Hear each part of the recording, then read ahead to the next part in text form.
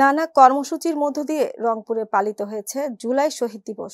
গত বছর বৈষম্য বিরোধী ছাত্র আন্দোলনের সময় পুলিশের গুলিতে নিহত হন বেগম রোকেয়া বিশ্ববিদ্যালয়ের ইংরেজি বিভাগের শিক্ষার্থী আবু সাইদ। তারই স্মরণে এই দিনটিকে জুলাই শহীদ দিবস হিসেবে ঘোষণা করা হয় বলে জানান আইন উপদেষ্টা আসিফ নজরুল।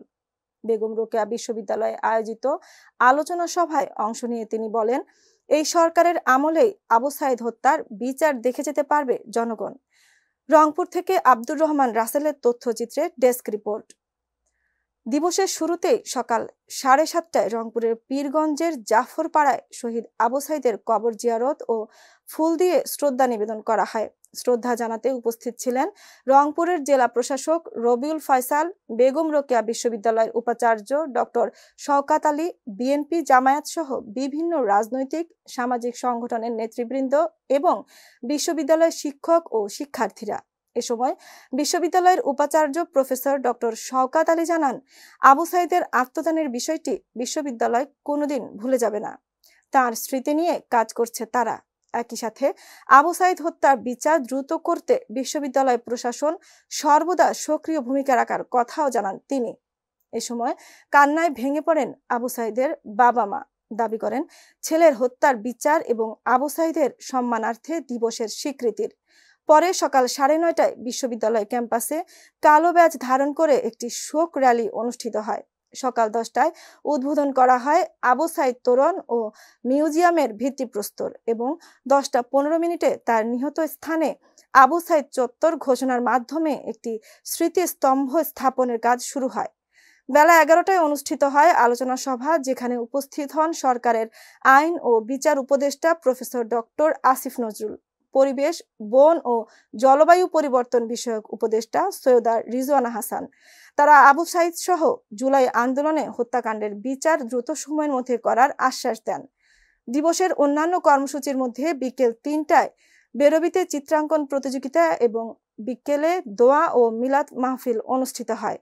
এছাড়া শহীদ আবু সাইদের স্মরণে ছাত্রদলের সমাবেশ সহ দিনব্যাপী নানা সামাজিক ও সাংস্কৃতিক সংগঠনের আয়োজনে কর্মসূচি পালিত হয়। শহীদ জাহিদুল ইসলাম সাগরের ছোট ভাই, আমার ভাইকে নির্মমভাবে মাথায় গুলি করে হত্যা করা হয়। বাইপাইল আশুলিয়া এসএ পরিবহনে আমার ভাইকে নির্মমভাবে মাথায় পোর্ট্রেট করা হয়, গুলি করে হত্যা করা হয়। আমি আমাদের সামনে উপস্থিত আছে আমাদের মাননীয় উপদেষ্টাগণ এবং বাংলাদেশের সকল সরকারি বেসরকারি কর্মকর্তাগণ, আপনাদের কাছে আমার একটি অনুরোধ, আপনার এবং উপদেষ্টা স্যারের কাছে আমার অনুরোধ, যেন জুলাই মাসে জুলাই ঘোষণাপত্র ঘোষণা করা হয় এবং শহীদ সকল বাংলাদেশের সকল শহীদদের হত্যা দ্রুত বিচার করা হয় এবং বাংলাদেশের সকল শহীদের স্থায়ী কবর সংরক্ষণ যেন করা হয়।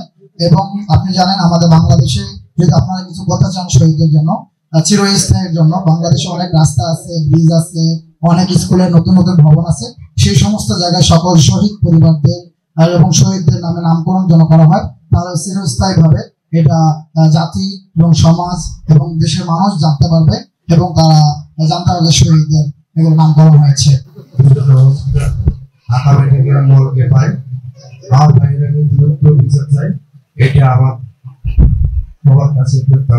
আমার ছেলে মারা গেছে, নাতি মারা গেছে শনিবার ভাই,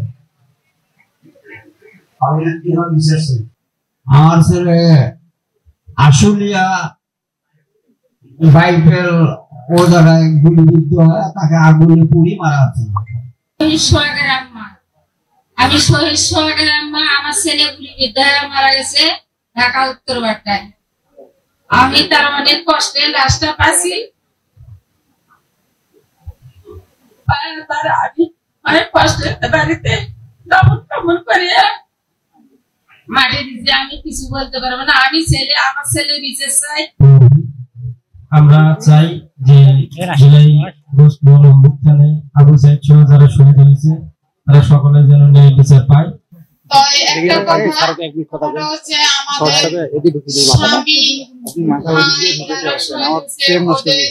নির্বাচনের আগেই যাতে বিচারটা হয় আর আমাদের জুলাই সনদটা যাতে দেওয়া হয়। আমার মনে হলো যে আমাদের আর ভয় পাওয়ার অধিকার নাই। এইভাবে একটা ছেলে জীবন দিতে পারে নিশ্চিত মৃত্যু জেনে, আমরা তাদের অভিভাবক, আমাদের আর ভয় পাওয়ার কোনো অধিকার নাই। এবং আমি আশ্চর্য হয়ে যাই যে একটা ছেলের আত্মত্যাগ দেখা আমি কখনো দেখিও নাই। তার আত্মত্যাগ আমার মতো একটা মধ্যবয়সী প্রায় ভীতু একটা মানুষকে জীবনের পরোয়া না করে দিনে রাত্রে রাস্তায় থাকার আন্দোলনে উদ্বুদ্ধ করতে পেরেছিল। আবু সাইদের এত বড় শক্তি ছিল। আমি যখন আবু সাইদের বিভিন্ন ফুটেজ দেখি, সরি আমি তার কথা বলতে হবে আমাকে, আমি যখন তার ফেসবুক স্ট্যাটাস গুলো দেখি, আপনি খেয়াল করে দেখেন তার আদর্শের দিকটা দেখেন। 13 তারিখে উনি প্রথম একবার বলেছেন সম্মানের কথা। উনি শামসুদ্দোহা স্যারের কথা বলছিলেন, বলতে গিয়ে উনি বলেছেন যে একজন শামসুদ্দোহা হয়ে মরে যাওয়া অনেক সম্মানে, মরে যাওয়ার কথা বলেছেন।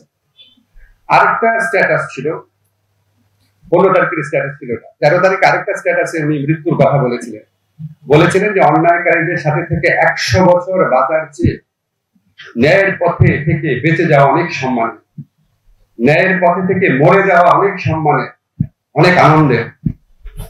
আমার কাছে মনে হয়েছে কি যে আবু সাইদের আদর্শটা কি ছিল, যে আমি সত্য ন্যায় আদর্শের পথে থাকবো, থাকার পর আমি যদি মরেও যাই সেটা এই হাজার হাজার লক্ষ লক্ষ অন্যায়কারীর বেঁচে থাকার চেয়ে অনেক সম্মানের, অনেক শ্রদ্ধা। আমার কাছে এই জিনিসটা খুবই বিস্ময়কর লাগে যে আমার কাছে মনে হচ্ছে না আবু সাইদ মৃত্যুর জন্য প্রিপেয়ার্ড ছিল।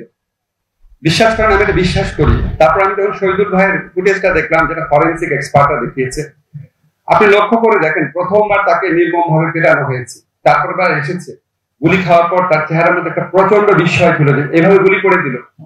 তারপর উনি ওখান থেকে সরেন নাই। ওই ফুটেজের মধ্যে দেখেন চোখের নিচে রক্ত বেরোচ্ছে, মুখে রক্ত বেরোচ্ছে।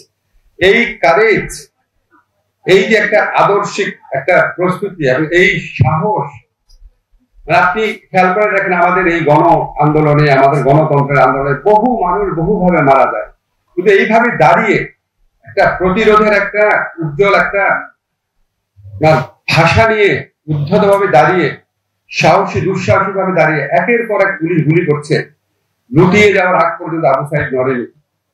আমার মনে হয় যে আবু সাইদ হচ্ছে আমাদের জুলাইয়ের বীর শ্রেষ্ঠ। এত বড় বীরত্ব, এটা আমরা অনেক বছর লাগবে আমাদের রিয়ালাইজ করতে। আবু সাইদের সাথে সাথে অন্যান্য শহীদদের কথা আমাদের বলতে হবে। আবু সাইদের ঘটনার দিনই প্রতিবাদ করে আরো 5 জন প্রাণ হারিয়েছিলেন।